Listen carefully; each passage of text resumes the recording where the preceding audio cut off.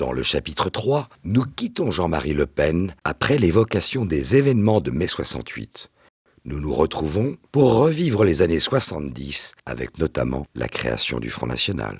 Jean-Marie Le Pen, bonjour. Bonjour. Merci de nous recevoir dans votre staff. Alors nous sommes dans une pièce où vous receviez et recevez des journalistes, des personnalités et autres acteurs du monde politique. Et autres. Et autres, voilà. Et autres. Nous allons nous intéresser aujourd'hui aux années 70. Plantons le décor. 68 est terminé mais reste dans les esprits. C'est un véritable tournant idéologique et sociétal.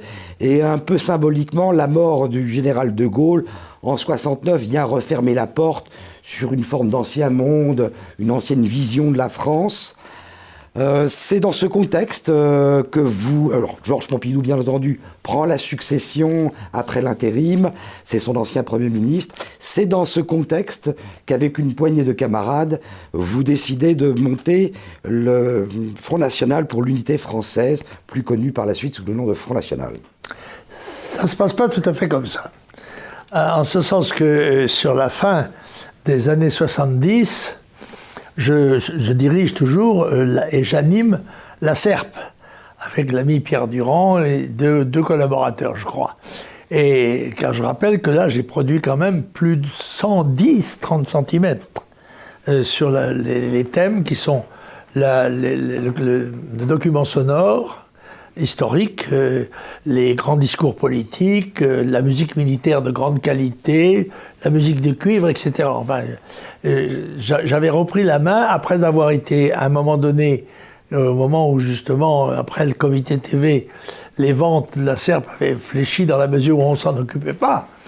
Eh bien, j'avais été à Minute, directeur de la publicité, et à un moment donné aussi... chez Bourgine quelques mois. Et un jour, François Brignot, j'avais donc pris un peu de recul avec la politique, n'est-ce pas ? Parce que je gagnais ma vie, il fallait que je gagne ma vie, c'est pas le tout. Je n'étais pas riche, je n'avais pas de subvention particulière. Et François Brignot me dit, écoute Jean-Marie, il faudrait que tu rentres en politique parce que le gaullisme c'est fini, De Gaulle est mort, il n'y a pas de problème, c'est terminé. Et il y a une partie à jouer pour les nationaux, etc. J'ai dit, écoute, on peut faire une réunion. Et nous sommes, ces différents conciliabules aboutissent à une espèce de réunion avec Georges Bidault, qui était le président du 2e CNR, il avait été du premier pendant la guerre, et là c'était le CNR de l'Algérie française, et Alain Robert, qui était le secrétaire général d'Ordre Nouveau, de formation militante de jeunes, surtout parisiens plus que nationaux, mais importante et dynamique, qui s'affrontaient avec les gauchistes, qui étaient à ce moment-là très virulent, les gens étaient casqués, armés, bref, de barres de fer, les échanges étaient très violents. Mais ils avaient quand même un certain nombre de militants. Et puis, avec moi, somme toute, les gens qui avaient travaillé au comité TV, en l'occurrence le Front National de l'Algérie française et le fameux Sécon qui avait soutenu la candidature de Texier-Villancourt.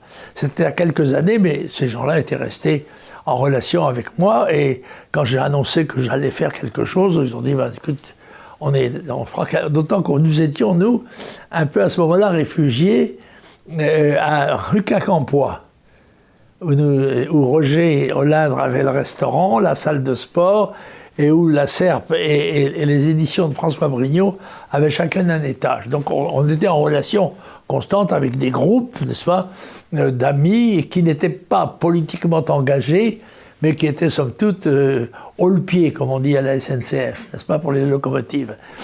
Et donc, nous convenons de nous réunir. Le Ordre Nouveau tient un congrès au cours duquel il devait se dissoudre pour rentrer au Front National. Et ce congrès se tient et il ne se dissout pas. Et Alain Robert est reconduit comme secrétaire général. C'est à ce moment-là que je lui dis, Alain, tu ne peux pas être secrétaire général du Front National et secrétaire général d'Ordre Nouveau, il faut choisir. Il m'a dit, je choisis Ordre Nouveau. Je dis, bon, dans ce cas-là, je te demande ta démission. Et entre-temps, Georges Bidault était parti, lui aussi, à cause d'Ordre Nouveau, qu'il avait trouvé un petit peu trop démonstratif et un peu compromettant. Bon, bref, je me retrouvais donc avec l'équipe d'amis, de relations, de copains, qui se battaient depuis plusieurs années déjà dans les différents fronts et quelquefois même aux abords du Parlement, quand j'étais parlementaire. Et je crois que se tient à ce moment-là le premier congrès du Front. Quelques mois après, Ordre Nouveau tient un meeting à la Mutualité sur l'immigration, halte à l'immigration sauvage. Et il est, par décision du ministre de l'Intérieur Marcellin, dissous, ainsi d'ailleurs que la Ligue communiste révolutionnaire, qui était son pendant en quelque sorte à l'extrême gauche. Et bon, ça a amené bien sûr un certain nombre de gens vers le Front National, c'est normal. Et puis, tout de même, au lieu de rejoindre le Front National, les gens de l'Ordre Nouveau ont fondé un autre parti qui s'appelait le PFN. Voilà. Et là, il y a eu une rupture, en quelque sorte. Il y a un certain nombre de gens qui sont restés au front. C'était le cas de Duprat et de Renaud. Et un certain nombre de gens qui sont partis, dont Brignot en particulier, et qui était à ce moment-là vice-président du Front. Bon, bref, le Front National s'étant intitulé un peu plus tard Front National pour l'unité française, je crois, oui, parce que le Front National avait été pendant la guerre une formation paracommuniste et avant la guerre une formation nationale anti-Front populaire. Et comme il y avait un risque de discussion sur la propriété du titre, on lui avait donné le titre de Front National pour l'unité française, mais en fait tout le monde parlait toujours de Front National. Voilà. Dans la plateforme électorale du Front National, dès le départ, figure un thème, c'est le paragraphe 8, c'est celui de l'immigration, et vous écrivez « Rien ne sert de veiller aux frontières d'une nation si une invasion légale, même si elle est pour l'instant pacifique, change la nature, le génie de son peuple ». C'est-à-dire que dès 1972, vous annoncez les prémices de ce qu'on appelle aujourd'hui le grand changement. Absolument, et sans avoir tous les éléments de la véritable révolution démographique qui va se produire dans le monde et qui va faire passer la population mondiale en 50 ans de 3 à 8 milliards d'habitants, aujourd'hui en progression constante. Et c'est vrai que déjà à ce moment-là, avant même la loi de 74, la loi Chirac-Giscard, qui va introduire le regroupement familial. Le regroupement familial, et qui va augmenter bien sûr la population immigrée des familles qui jusque-là restaient dans leur propre pays. Et oui, c'est vrai, cette immigration, ce combat contre l'immigration deviendra dans le fond le thème principal de la propagande du Front National, compte tenu du fait que l'immigration implique une série de conséquences qui sont bien sûr la pression faite sur le marché du travail, alors que nous avons déjà un certain nombre de chômeurs, l'insécurité, parce que ce sont des gens qui n'ont pas toujours les mêmes mœurs, les mêmes comportements, la même discipline nationale, la même homogénéité populaire.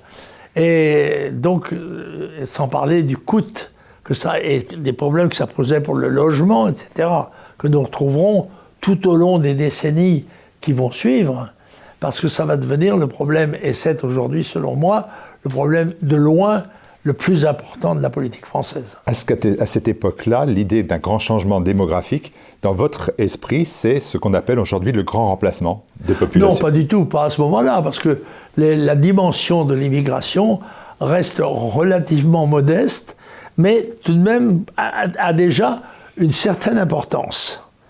Et nous sommes à ce moment-là à 10 ans de la fin de l'Algérie française, et on s'aperçoit que non seulement les Européens et les musulmans pro-français sont rentrés en France, mais que d'autres ont suivi.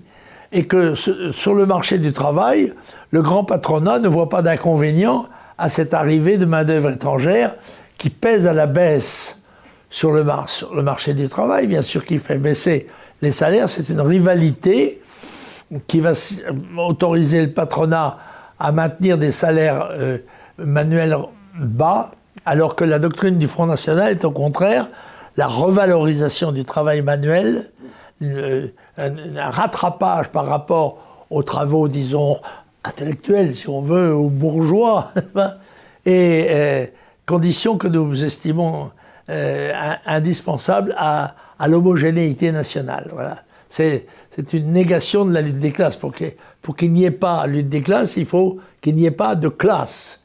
Et pour qu'il n'y ait pas de classe, il faut que les rémunérations soient au niveau du service rendu et sur un marché qui est relativement limité. Parce que s'il est ouvert sur le monde, il est évident qu'on trouvera toujours un misérable pour faire à demi-tarif ou au quart de tarif le travail que ferait un travailleur français. Mais quand nous exposons que, en fait, ce travailleur immigré coûte bien plus cher qu'un travailleur français qui serait bien payé. Parce que pour un salaire modeste, il faut y ajouter le coût social du logement, de l'éducation des enfants, l'école, la santé publique et tout le reste, en quelque sorte. C'est un mauvais calcul. C'est un calcul qui peut servir l'intérêt peut-être d'une société ou d'un certain patronat, mais qui, sur le plan national, est désastreux. Et le Front National s'inscrit d'entrée, alors que le phénomène migratoire en est à ses débuts. La perception qu'il en a lui permet de prévoir que ceci va probablement peser de plus en plus lourd sur la société française, sans avoir à ce moment-là les éléments de la révolution démographique qui ne sera d'abord perceptive physiquement que quand les gens seront plus nombreux, et même, comment dirais-je, statistiquement, que quelques années plus tard, car vous savez comme moi que la statistique a souvent du retard sur la réalité. Alors, 73, c'est pour le Front National le premier baptême du feu. Les résultats sont plutôt encourageants. Vous faites 108 000 voix. Comme pas mal de candidats, vous dépassez la barre des 5%, la barre fatidique des 5%. C'est assez encourageant. Et un an plus tard, on a l'impression qu'une première pierre est posée, mais sans suite. Parce qu'un an plus tard, les résultats sont pour le coup très décevants. 0,74%. Vous êtes même battu par Arlette Laguillet. Est-ce qu'à ce moment-là, comment réagissez-vous à cette contre-performance? Et est-ce qu'à ce moment précis, vous envisagez de cesser le combat politique? Je suis assez indifférent aux résultats que je vais obtenir. Ce que je fais en me présentant à l'élection présidentielle, c'est accéder à un niveau de communication qui est incomparable, quels que soient les résultats. Et quand j'avais fait cette dure expérience avec Tixier-Vignancourt, qui n'avait joué qu'un rôle très modeste dans sa campagne, je me croyais à ce moment-là le véritable patron de l'appareil, et je l'étais d'ailleurs, j'étais le véritable patron de l'appareil du comité, mais le fait que Tixier avait été candidat à la présidentielle lui avait donné de ce chef une dimension incomparable avec celle que j'avais moi. Et c'est dans cette perspective que j'ai souhaité me présenter aux élections présidentielles sans me faire le souci de savoir quel en serait le résultat. Simplement, ça donnait l'ouverture sur un certain nombre de médias, sur l'opinion publique. Vous changiez. Le candidat à la présidence de la République change de dimension. Voilà. En fait, à partir de cette présidentielle de 1974 jusqu'à 1980, vous traversez ce que vous avez appelé vous-même le désert, la traversée du désert, sont vos termes. Hein. Alors, on a noté, Arnaud, Soyer et moi, les déboires qui se succèdent. Et tout d'abord, dans la nuit du 1er novembre 1976, votre famille, et vous, bien sûr, êtes victime d'un attentat. Oui, mais avant, je voudrais dire quelque chose. Je pense que le fait d'être dans l'action et de ne pas être découragé par le résultat inoubliable, parce que mnémotechniquement, ça fait en 74, 0,74. Bon, par conséquent, pas de problème, c'est quelque chose qui est inoubliable. Et j'avais dit, en revenant, quand Brignot m'avait sollicité de rentrer en politique, de revenir en politique, je lui ai dit, François, si je reviens, je ne m'arrêterai pas. J'irai jusqu'au bout. Et c'est ce que j'ai fait, somme toute. Ce qui fait que les différents avatars qui se sont produits n'ont pas modifié ma volonté d'aller jusqu'au bout de la démarche que j'avais initiée. Alors, il y en a quand même qui savent que vous voulez aller jusqu'au bout et qui vont tenter de vous empêcher d'aller jusqu'au bout. C'est déjà cet attentat contre votre famille, contre vous, dans votre immeuble. Ça s'est passé le lendemain d'un congrès du Front. Car il y a eu un certain nombre, là je crois que maintenant c'est le 16e, mais il y a eu dans les premières années du Front, dans le fond, des congrès presque annuels. Il y en a eu 4 ou 5, je suis en train maintenant, actuellement, de commencer à rédiger le 2e tome de mes mémoires, et donc je suis dans cette période un peu floue, où il n'y a pas beaucoup de références, il n'y a plus beaucoup de témoins non plus, et par conséquent, il y a un travail de documentation et de recherche qui est important à faire.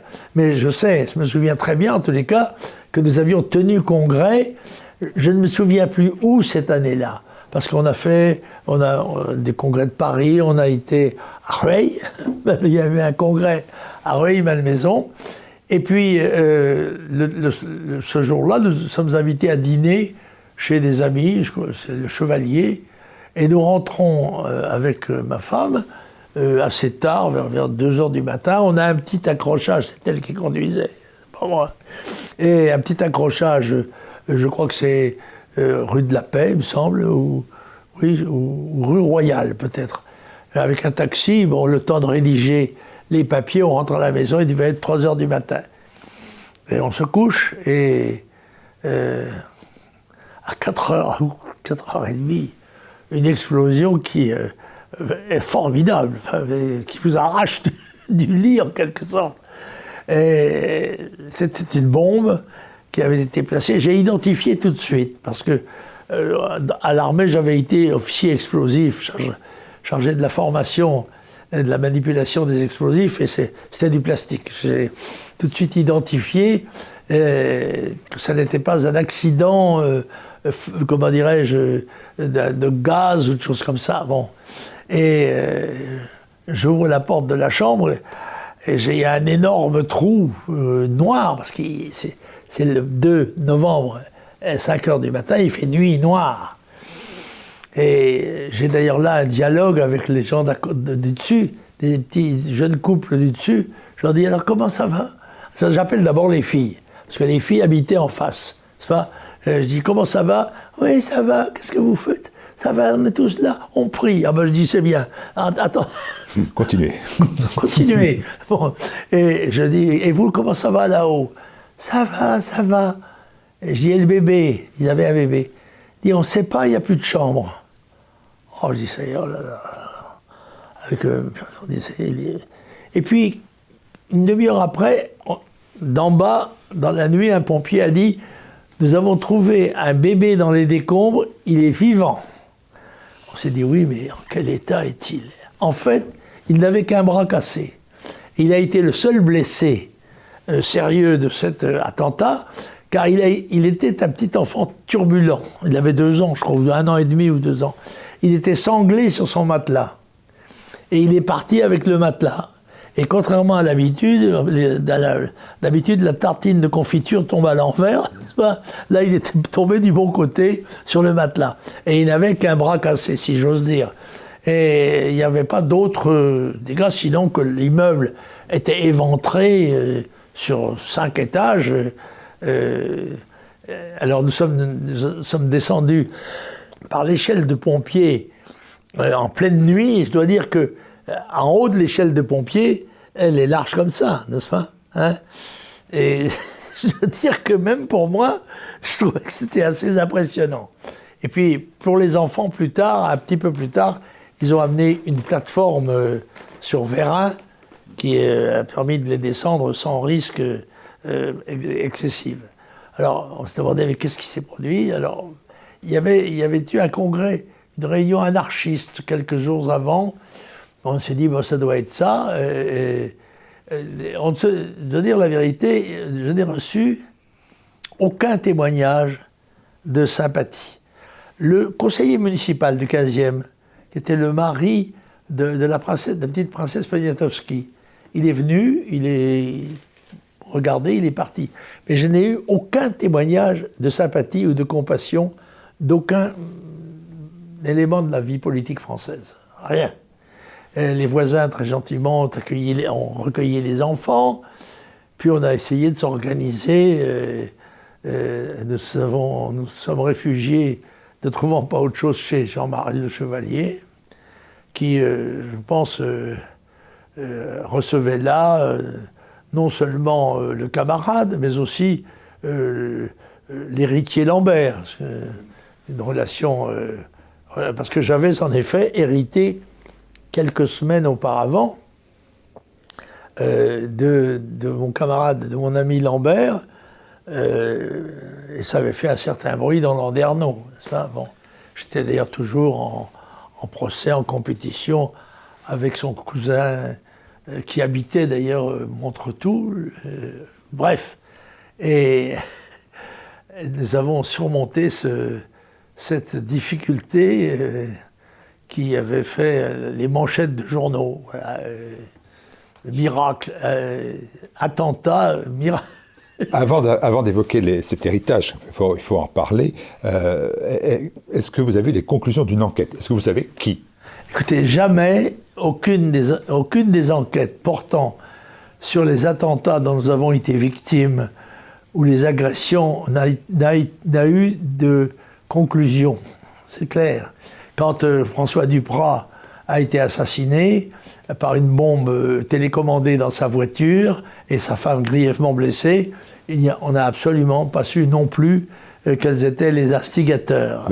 Mais le fait qu'il n'y ait pas eu de conclusion, vous en tirez vous-même des conclusions? Il y a un vieux proverbe latin qui dit « Fecit qui prodest ». Celui-là le fait à qui ça profite. De toute évidence, on a essayé de se débarrasser de Le Pen. Est-ce qu'on a essayé de se débarrasser en dépit de sa famille, la présence de sa famille, ou est-ce qu'on a voulu enlever tout le monde? C'est pas impossible. Parce qu'un attentat de ce genre peut être dramatique et meurtrier et toucher des tas de gens qui n'avaient aucun rapport avec moi, bien sûr. Mes voisins, les pauvres, ils m'en voulaient un peu d'ailleurs. C'est un réflexe assez humain. Ah ouais, quand même. Alors justement, vous avez évoqué l'héritage Lambert. J'aimerais qu'on revienne dessus pour plusieurs raisons. D'abord parce que ça va vous poursuivre toute votre vie. Et puis à partir de là, on va vous coller l'étiquette le milliardaire Le Pen qui va vous coller à la peau oui, là, tout le temps. Si c'était vrai, au moins, il y aurait l'avantage du milliard. Mais c'est pas le cas parce que vous savez que l'héritage Lambert était essentiellement représenté par la propriété de la moitié de Montretout, car l'autre moitié appartenait à un oncle qui était le père de Philippe, à un oncle d'Hubert. Mais je ne sais pas si on a parlé déjà de cela. Voilà, la vérité, un jour, Hubert m'avait invité, je crois que c'est dans un restaurant parisien, il m'avait dit, tu sais, maman et moi, nous avons souhaité que tu sois notre légataire universel. Je lui ai dit, écoute, Hubert, c'est gentil, mais comme tu es plus jeune que moi, ça ne t'engage pas beaucoup. Il dit, on ne sait jamais, on ne sait pas. Et Hubert faisait partie du bureau du Front National. Il était d'ailleurs un des rédacteurs il rédigeait la partie littéraire de notre bulletin de liaison. Et il était célibataire et il habitait avec sa maman ici, le premier et le second étage. Et au rez-de-chaussée habitait son cousin Germain, Philippe, qui avait sa femme et ses 5 enfants, je crois.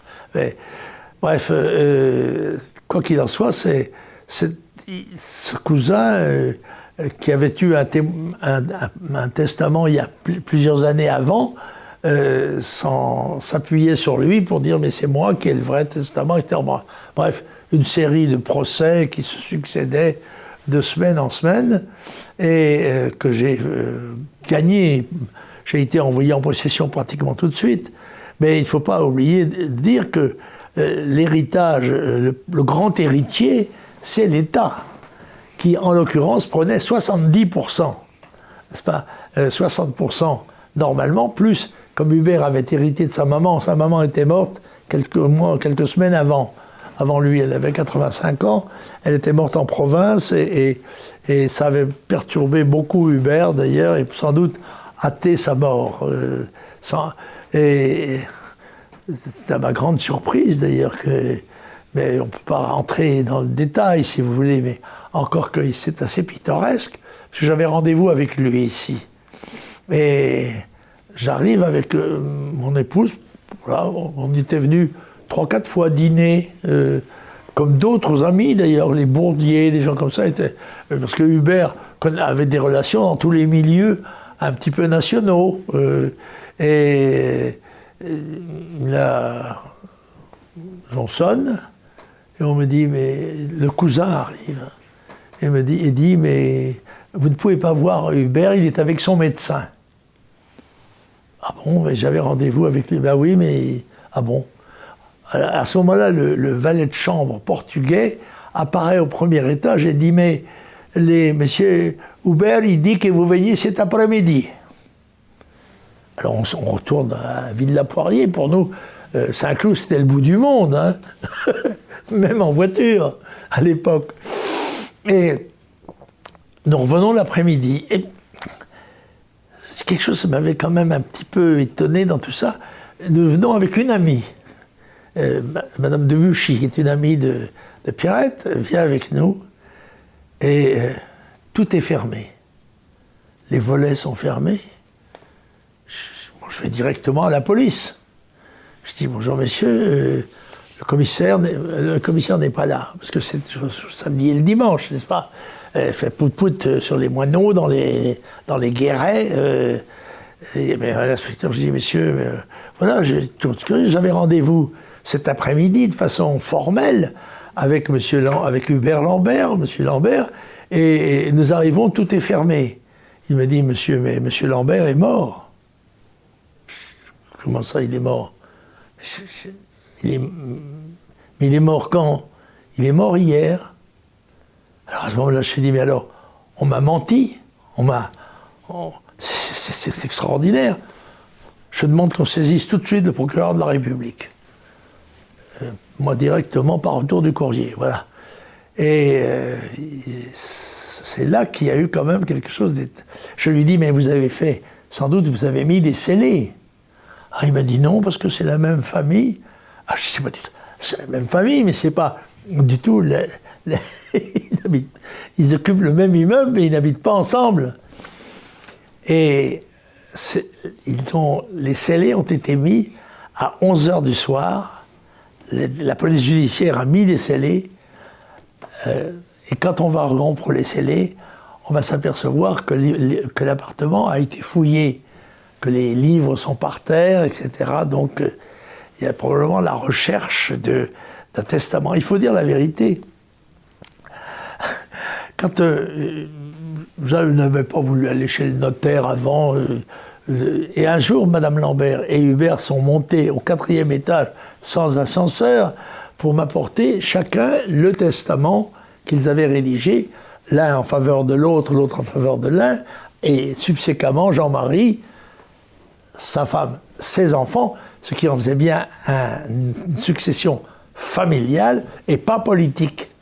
Certes, je pense que l'idée de mes amis, c'était de me donner, si besoin était, si quelque chose arrivait, une certaine indépendance financière, parce que je n'avais pas de moyens financiers, autres que ceux que me procurait mon travail, qui n'était pas un pactole, tu vois.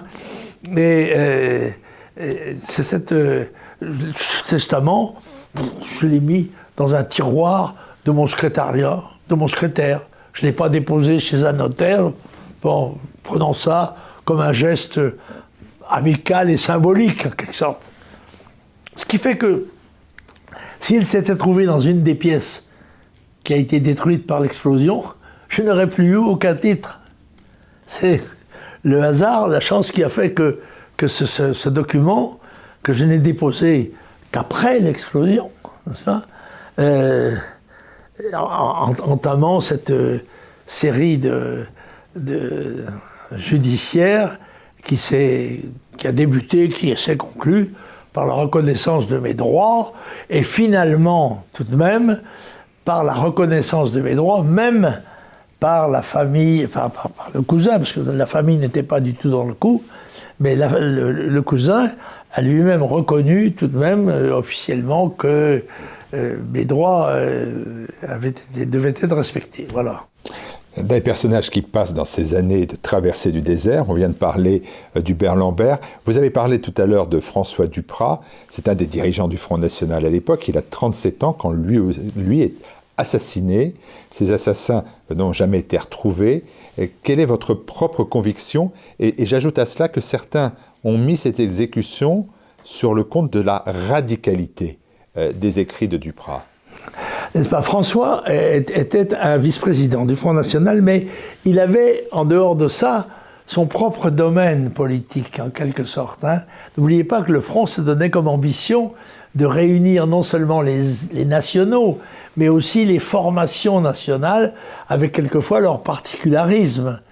Et François était ce type de personnage qui avait sa propre activité politique et qui en même temps avait montré sa fidélité au Front National, fidélité qui lui avait d'ailleurs valu la haine de ses anciens amis d'Ordre Nouveau qui l'avaient promené pendu en effigie à l'université à Assas, je crois. Bon, ce qui a fait peser à un moment donné sur eux le soupçon que l'attentat qui se produit, je vous le rappelle, le 11 mars, ça sera le jour du congrès du Front National à Lille, 11 mars. Et le 11 mars, il va, je crois, au lycée où il est professeur d'histoire géo, je crois, avec sa femme, et là, une bombe télécommandée qui est sous son siège explose, il est tué, sa femme est grièvement blessée, et évidemment, on se perd en conjecture sur les origines de cet attentat. Or, ce qui est le plus proche de l'attentat, c'est qu'il avait l'intention de traduire une brochure anglaise qui était intitulée « 6 million dead » et qui portait sur la Deuxième Guerre mondiale et le chiffre qui était attribué de pertes juives. C'est une des pistes qu'aurait pu suivre la police, d'autant qu'il s'agissait d'un attentat sophistiqué, un attentat télécommandé, ça n'était pas à la portée des militants ordinaires qui avaient peut-être fait des strongas au moment de la guerre d'Algérie, mais avec des mèches, avec des crayons retard ou des choses comme ça. Là, c'était quand même beaucoup plus... on pouvait supposer qu'il y avait des services qui avaient joué un rôle, mais on n'a jamais su lesquels. On ne sait pas. L'enquête a débouché sur le néant, comme d'habitude. Alors, à cette époque, il y a une autre série noire, mais là sur le terrain géopolitique. C'est en 1975, la chute de Saïgon, le rouleau compresseur communiste. Et puis en 1979, Khomeini à la tête de l'Iran. Comment avez-vous vécu ces événements qui bouleversent l'ordre mondial ? Je rappelle d'abord que nous avions pour Khomeini qui s'est trouvé abrité. Bien sûr. Neauphle-le-Château. Neauphle-le-Château, absolument. Et nous avions imaginé faire une manifestation du Front National contre la présence de Khomeini à Neauphle-le-Château.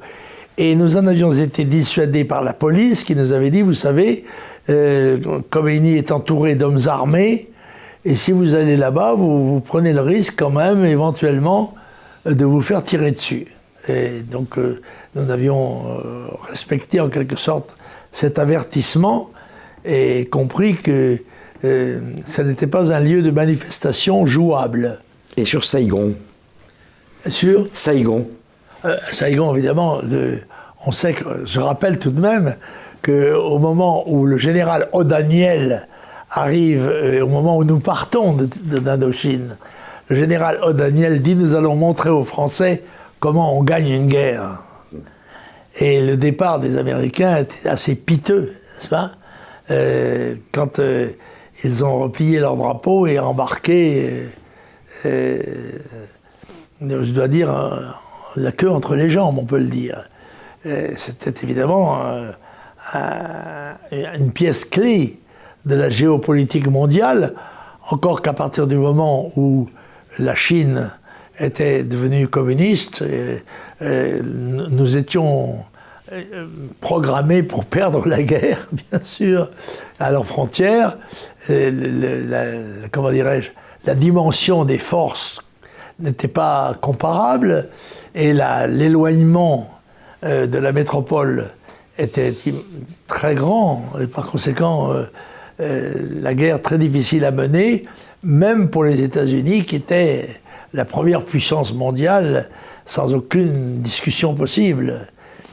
Et ils ont démontré qu'ils n'étaient pas plus capables que nous, somme toute, de tenir ce point qu'on considérait à ce moment-là comme fondamental dans la stratégie mondiale.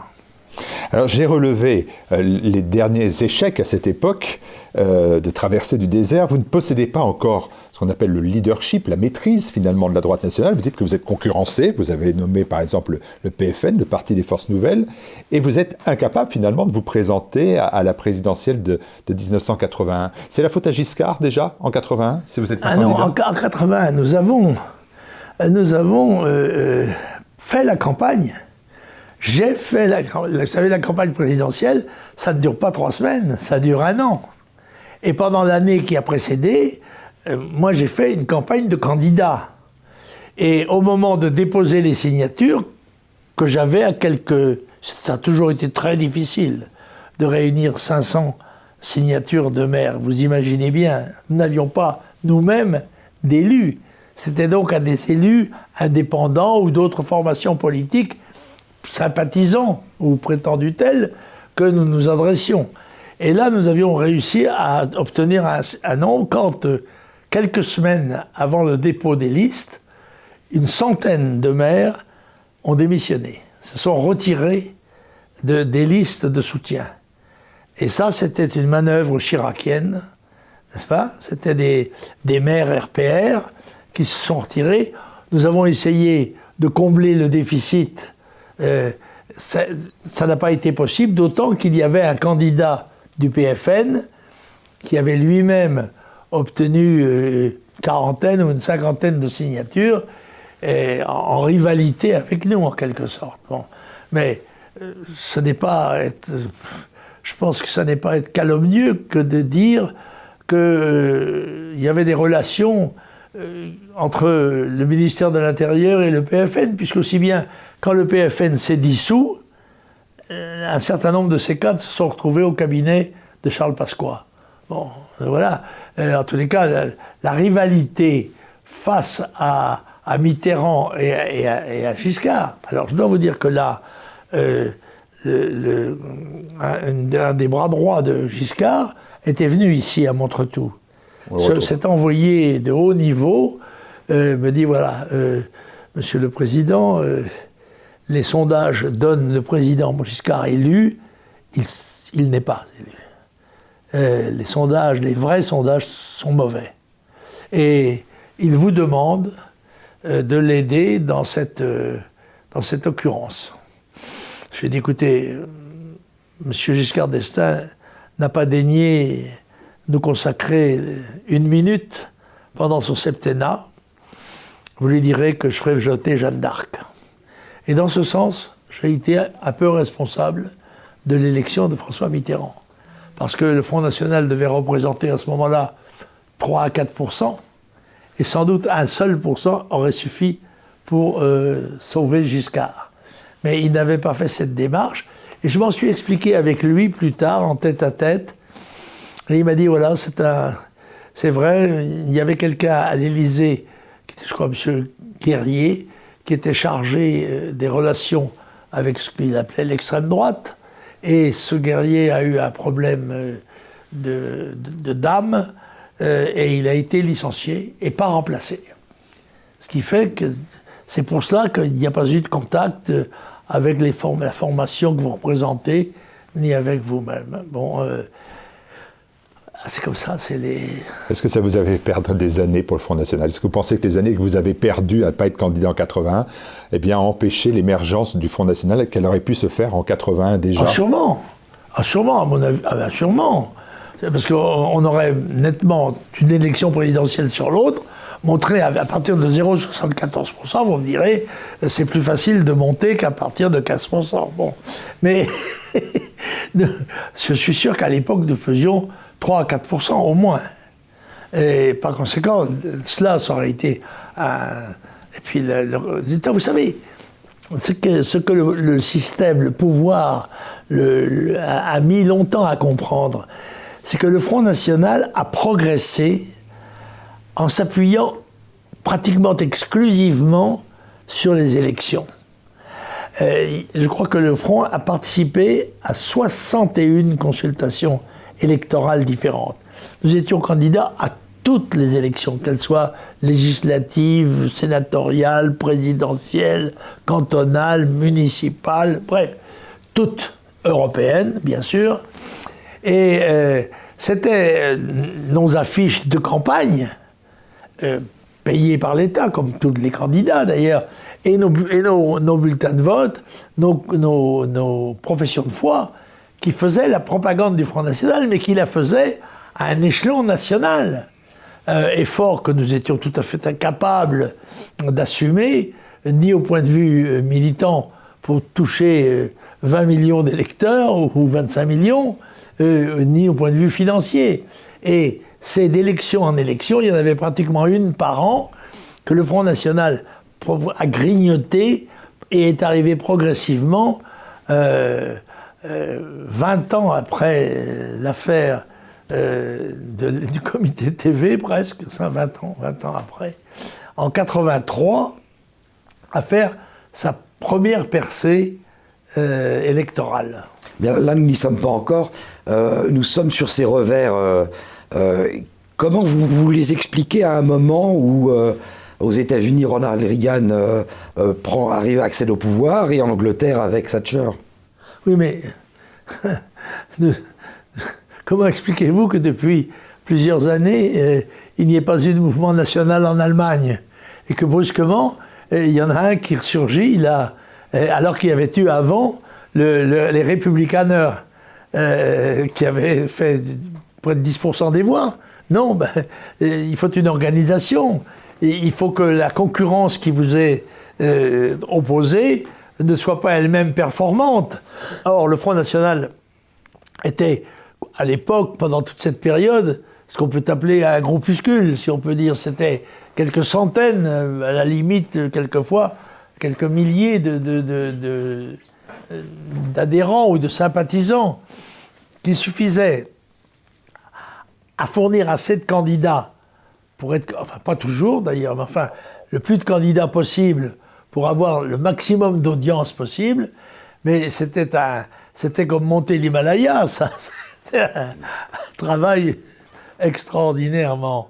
Et je rends hommage à tous ceux qui, à ce moment, et depuis d'ailleurs, n'avaient pas d'espoir d'être élus et ont souvent sacrifié leur famille, leur métier, leur tranquillité personnelle, leur santé, quelquefois leur vie d'ailleurs, au service de la cause nationale, qui apparaissait comme quelque chose d'invraisemblable. D'autant que nous avons tout de suite été réputés extrémistes par les gens en place, et qui n'avaient qu'une crainte, bien sûr. C'est pas que la France connaisse des difficultés, c'était que leur propre candidature soit mise en cause, et donc ça nous assurait un front, d'ailleurs, qui s'est appelé le Front républicain. On a essayé de bloquer par une alliance, en fait, gauche-droite, un peu ce que fait Mme Merkel aujourd'hui en Allemagne, n'est-ce pas,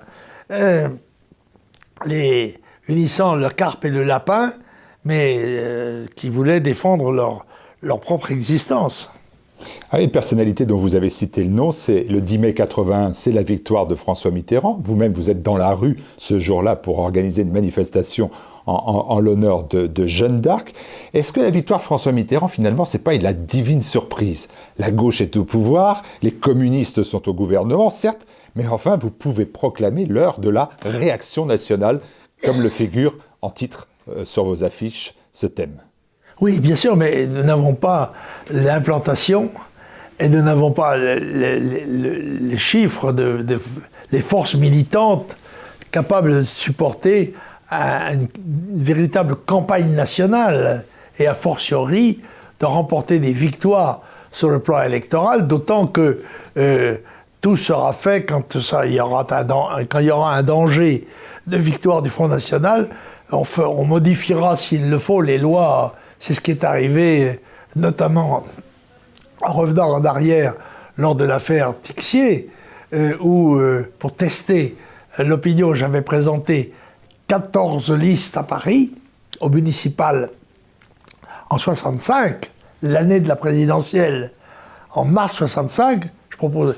Et normalement, nous aurions dû avoir 14 élus, conseillers municipaux, mais quelques mois auparavant, ils avaient changé la loi électorale. Ce qui fait que nous n'avons pas eu, avec 10% des voix, un seul élu. Alors il y a une question que tout le monde se pose.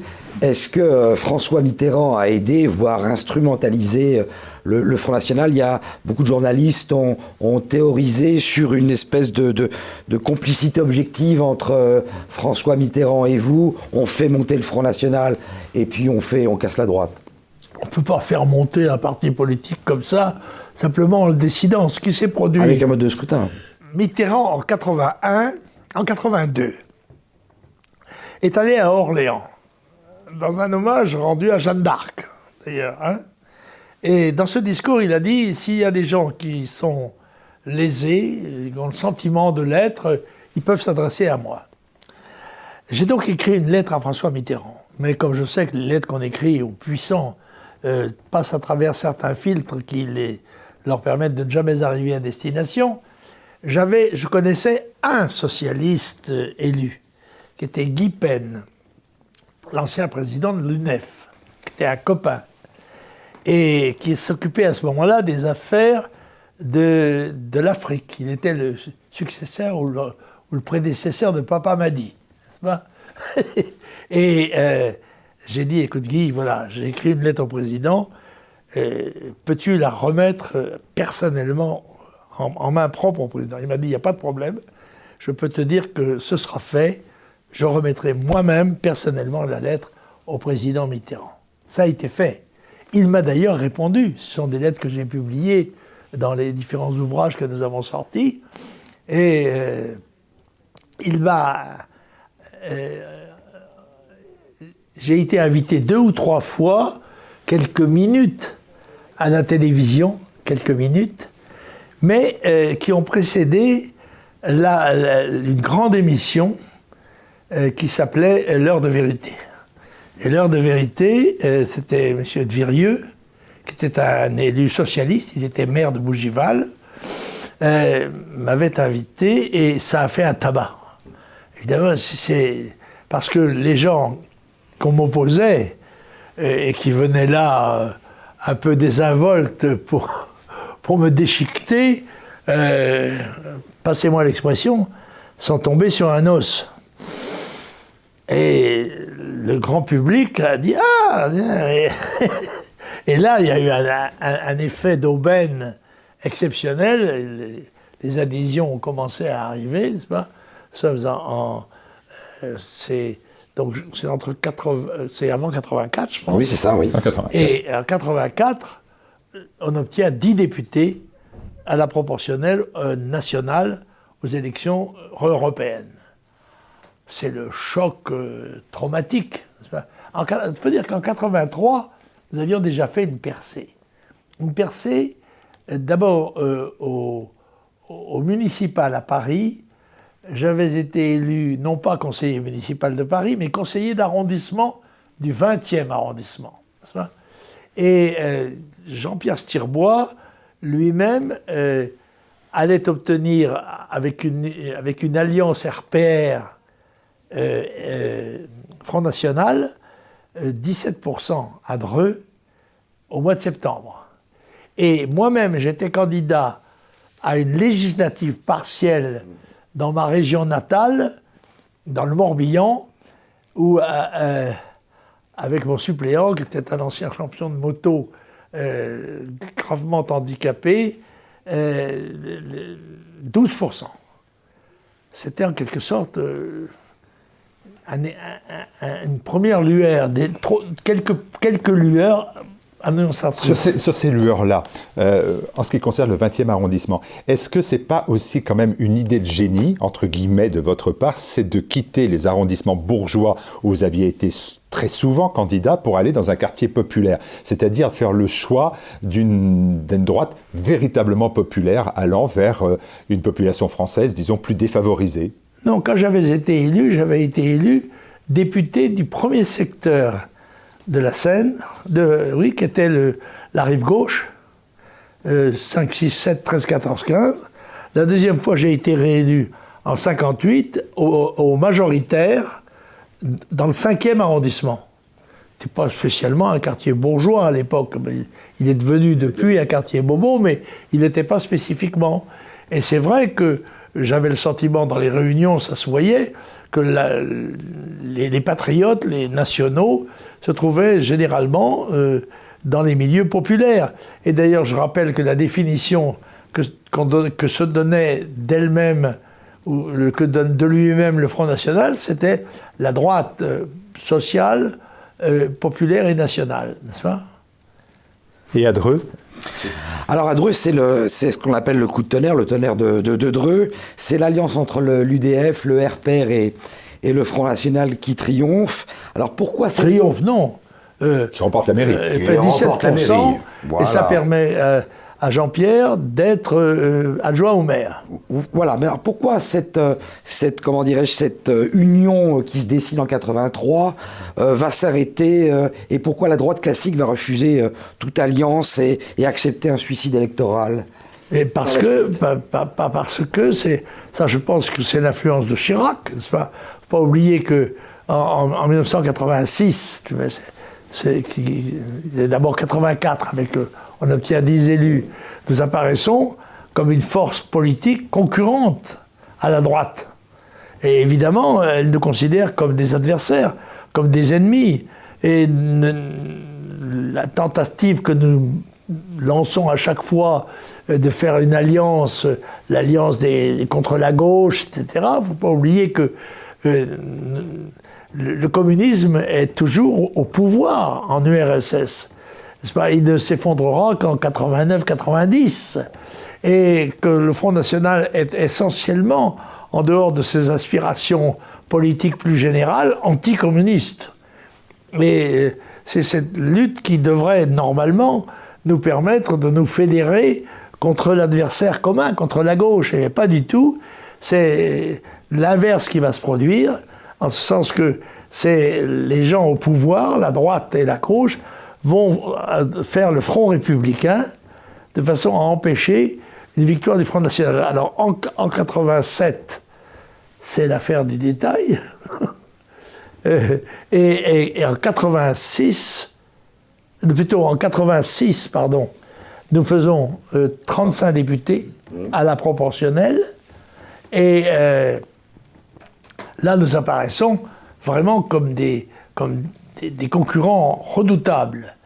Et c'est à partir de là, sans doute, qu'ont été élaborées les stratégies de destruction du Front National. D'où, en 87, l'affaire du détail, qui ne m'empêchera pas quand même, mais j'aurais sans doute fait mieux, de faire 14,5% au présidentiel de 88. On reste sur 84. Les européennes de 84, là vous faites 2 millions d'électeurs, alors, 11%, 10 députés. Oui, en 84, je fais une liste de large ouverture nationale. C'est-à-dire que j'associe aux militants dirigeants du Front National des personnalités proches de nous, n'est-ce pas? Et l'une d'entre elles qui fera polémique d'ailleurs, et qui a une grande signification politique à mes yeux, c'est celle de Pordea. Gustave Pordea est un réfugié de l'Est, un ancien diplomate roumain, que je place sur la liste justement pour marquer que notre combat s'inscrit dans une perspective non seulement nationale, mais même européenne. Voilà. Alors, il sera mis en cause et gagnera tous les procès qu'il fera en diffamation contre ceux qui l'accusent d'être un agent, etc. On vous accuse toujours, quand vous avez remporté une victoire, que celle-ci ne vous appartient pas, que vous avez été aidé, que vous avez été manipulé ou instrumentalisé, etc. C'est ce qu'on a dit de Mitterrand. Mitterrand ne nous a jamais aidés, mais il est évident que quand en 86, nous avons eu un groupe parlementaire à quelques voix près, on aurait pu empêcher Chirac de gouverner, n'est-ce pas? Et que ça faisait quand même l'affaire de la gauche. Mais ça, c'est le jeu politique qui n'implique pas du tout quelques combinaisons ou quelques combines que ce soit. Mais est-ce que c'est un refus qui est, à votre avis, ce refus d'alliance qui était idéologique, ou est-ce que derrière se profile l'avis de René Raymond qui parle d'un feu de paille, et là c'est plutôt stratégique? À votre avis, c'est idéologique s'il refuse de s'allier avec le Front National, ou c'est stratégique? Je crois que c'est stratégique. Je crois que ce sont des gens qui sont beaucoup plus préoccupés de leur réélection personnelle que des intérêts nationaux qui, à ce moment-là, n'apparaissent pas, sauf aux yeux des plus lucides, comme menacés. Donc, chacun a son petit morceau de terrain et tient à le garder, s'estimant le meilleur défenseur possible. Quand vous avez vos 10 députés, en 84, vous avez vos 10 députés européens. Est-ce que vous vous dites finalement, c'est parce que j'ai été à l'heure de vérité, cette émission, j'ai fait ma minute de silence pour les victimes du communisme, ça marquera bien évidemment les esprits. C'est parce que j'ai mes propositions sur l'Europe des nations, c'est pas contre l'Europe, mais c'est une autre Europe, ou est-ce que c'est parce que j'ai la candidature de Simone Veil face à moi et que c'est un mauvais candidat de la droite C'est l'ensemble de tout cela. C'est l'ensemble de tout cela. Et d'ailleurs, c'est vrai que Simone Veil, qui était une personnalité importante, extra-parlementaire en quelque sorte, a pu être considéré comme affaiblissant, c'est au moins l'argumentation qu'ont développé ceux qui n'avaient pas gagné. J'avais été porté à la contradiction à Simone Veil dans le 18e arrondissement, et j'avais même, parce qu'il y avait un certain nombre de manifestants qui la prenaient à partie d'une manière assez brutale et grossière, je m'étais adressé à eux en leur disant, écoutez, nous sommes dans la réunion de Madame Veil, la moindre des choses, c'est au moins de la laisser parler. C'est pas de découvrir, parce que dès qu'elle parlait, elle se faisait insulter. Et il y a une photo d'ailleurs. Sur les 10 ans après la loi sur l'avortement. Il y a que ceux qui critiquent et ne se présentent pas eux-mêmes, qui considèrent qu'il y a des solutions magiques. Et on peut unir toutes les forces sans problème. Non, c'est toujours très difficile. Et le choix d'un candidat, quel qu'il soit, a ses avantages et ses inconvénients. Mais certains commentateurs ont attribué au fait que Madame Veil était contestée par une partie de l'électorat de droite en particulier, pour son rôle dans la loi, la première loi sur l'avortement. Encore que, à mon avis, cette loi n'est pas une loi Veil, c'est une loi Chirac-Giscard. Voilà. Juin 84, il y a une... Alors on arrive en juin 84, donc là le peuple de droite, entre guillemets, descend dans la rue. 1 million de personnes vont défendre l'école libre. Vous êtes de toutes les manifestations. Et alors on fait un petit parallèle, 30 ans plus tard, il y a un peu un corollaire, et là cette fois-ci, le peuple descend dans la rue, massivement également, encore plus massivement, à l'appel de la manif pour tous. Et là le Front National se fait très discret, il est presque coupé de sa base. On a un peu l'impression qu'il n'est pas en phase. Il y a plusieurs propositions dans votre différentes dans votre propos. En l'occurrence, pour la première manifestation pour l'école libre, nous y sommes, et nous y sommes même avec l'écharpe bleue avec étoile que nous avons inventée. C'est le Front National qui invente comment ça s'appelle ? L'écharpe européenne. L'écharpe européenne, voilà. Mais on essaye de nous empêcher d'entrer dans la manifestation. Et nous y entrons pratiquement de force. Parce que de toute évidence, on ne veut pas de nous. Ça, c'est clair, ça.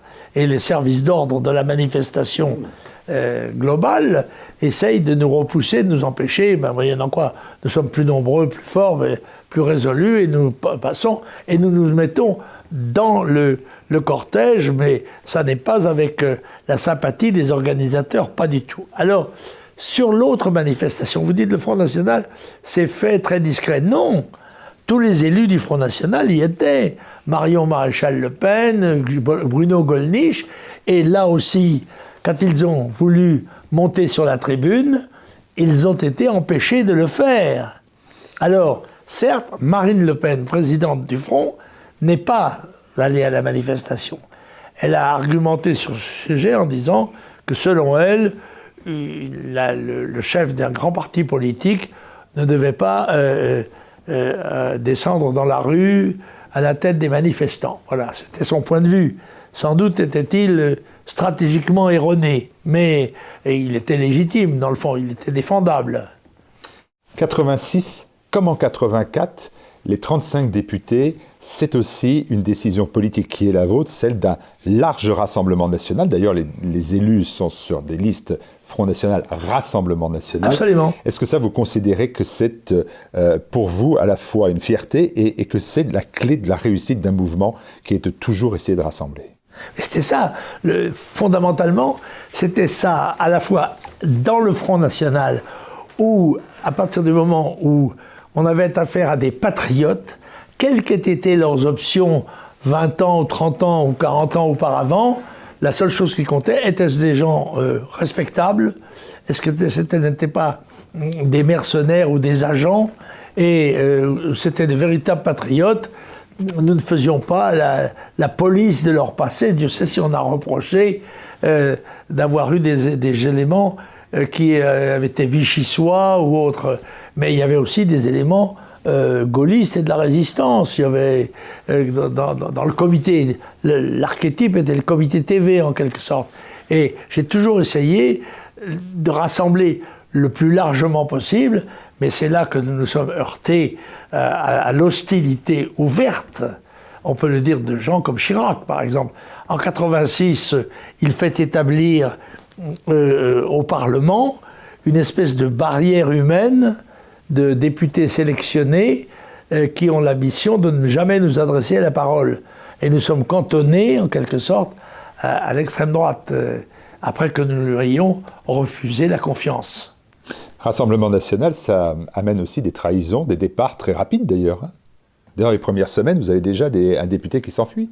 Ah oui, mais ça c'était à mon avis un agent, je pense, oui, Chauvière, je crois. C'est ça, qui était député du Nord et qui nous a quittés presque tout de suite et qui était évidemment quelqu'un qui était en liaison avec Pasqua, le ministère de l'Intérieur, puisque pour le protéger, il y avait pendant des mois, je crois, six policiers qui en assuraient la protection, alors que nous avions pris acte de sa trahison. Sans plus, il n'y a pas eu beaucoup de... Non, les gens qui sont partis à l'occasion d'un certain nombre de déclarations, dont d'ailleurs certains sont partis au moment du détail. N'est-ce pas ? Mais il n'y a pas eu c'était un petit effritement, il n'y a pas eu de départ coordonné et politiquement justifié, c'est-à-dire. Pour la campagne présidentielle de 88, vous participez à une tournée internationale et aux grandes dames de vos adversaires, et vous allez rencontrer de nombreuses personnalités. Quelles sont celles qui vous ont le plus marqué ? Je fais peut-être allusion à Hassan II et Jean-Paul II. Hassan II, Jean-Paul II, le président japonais Nakazone, la présidente des Philippines, Corinne Aquino, Cory Aquino, le général Pinochet au Chili, etc. Enfin, et les personnalités aux États-Unis, le président Reagan, un certain nombre de sénateurs de grande dimension. J'ai fait un tour, pas un tour du monde, mon Dieu. Même pour nous, le monde est trop grand. Mais quand même, une tournée internationale dont le succès a évidemment étonné nos adversaires.